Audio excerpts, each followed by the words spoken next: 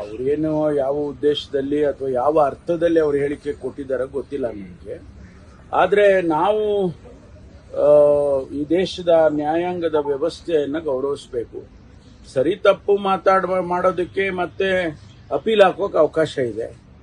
ಅವರು ಅಪೀಲ್ ಹಾಕಿ ಇದು ಕೊಟ್ಟಿರ್ತಕ್ಕಂಥ ತೀರ್ಪು ಸರಿ ಇಲ್ಲ ಅಂತ ಅವರು ಹೇಳೋದಕ್ಕೆ ಅವಕಾಶ ಇದೆ. ಅದನ್ನ ಅವ್ರು ಮಾಡ್ತಾರೆ ಅಂತ ಅನ್ಕೊಳ್ತೀನಿ. ಆದರೆ ತೀರ್ಪನ್ನ ನಾವು ಪ್ರಶ್ನೆ ಮಾಡೋದಕ್ಕೆ ನಾವು ಒಬ್ಬ ಸಾರ್ವಜನಿಕ ವ್ಯಕ್ತಿಯಾಗಿ ನಾವು ಪ್ರಶ್ನೆ ಮಾಡೋದಕ್ಕೆ ಆಗೋದಿಲ್ಲ.